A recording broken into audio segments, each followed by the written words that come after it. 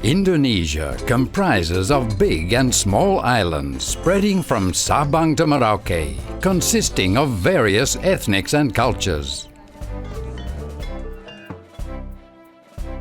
Unfortunately, development has not been enjoyed all around Indonesia.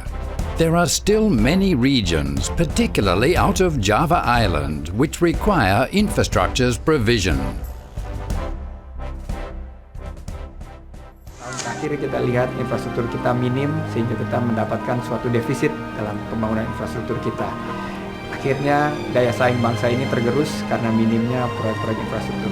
Sebagai warga negara Indonesia, terenyuh hati saya melihat proyek-proyek infrastruktur tidak berjalan dengan baik.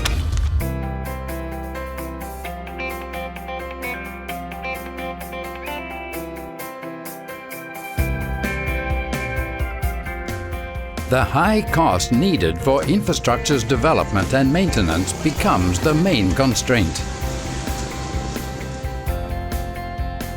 The government, in providing public infrastructure, is not always capable of realizing self-procurement. The private role is therefore important to be involved in supporting the government to implement the public duties. Thus, the cost of government investment reduces.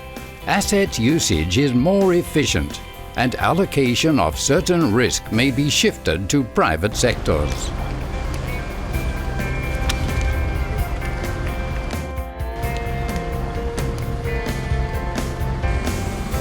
PPP refers to cooperation between the government and enterprises in providing infrastructures, including construction work to build or to enhance infrastructure's usage and operation and maintenance for the purpose of increasing infrastructure's usability.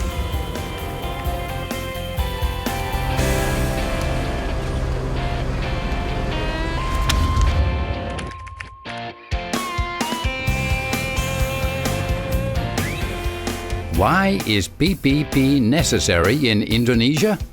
Bappenas estimates that in 2010 to 2014, Indonesia's infrastructure investment needs is minimum 5% of gross domestic product, GDP, or 1,923.8 trillion rupiah, to obtain the GDP growth of 7%.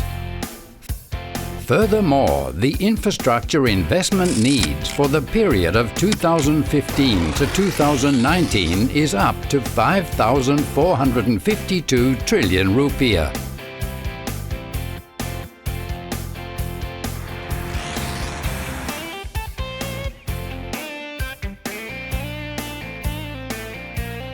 Of total investment for infrastructure in the period of 2015 to 2019, the government is only capable to allocate 1,178 trillion rupiah in state budget and regional budget, or about 22%. The funding gap is expected to be fulfilled by state-owned enterprises with investments of 350 trillion rupiah and off-balance sheet with up to 93 trillion rupiah. 20% of the funding gap, about 1,090 trillion rupiah, is expected to be fulfilled through PPP scheme.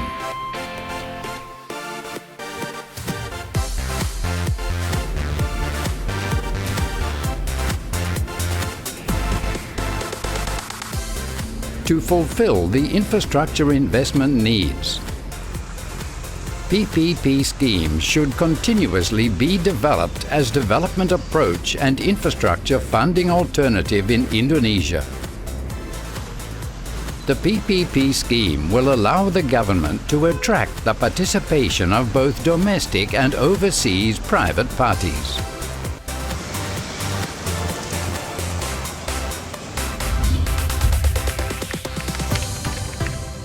Types of infrastructure projects that could be implemented through PPP scheme are regulated under the Presidential Regulation No. 67/2005 in conjunction with Presidential Regulation No. 13/2010 In conjunction with Presidential Regulation Number 56, 2011, in conjunction with the Presidential Regulation Number 66, 2013, including transportation, roads, irrigation, drinking water, sanitation, telecommunication and informatics, electricity, oil and gas.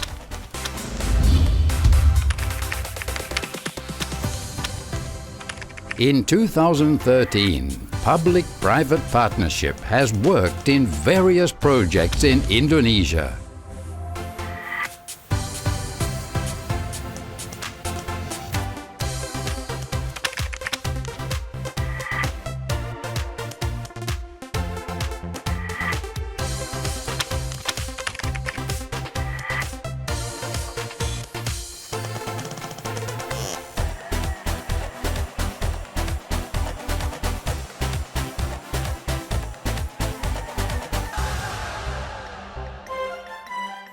PPP for better quality of infrastructure.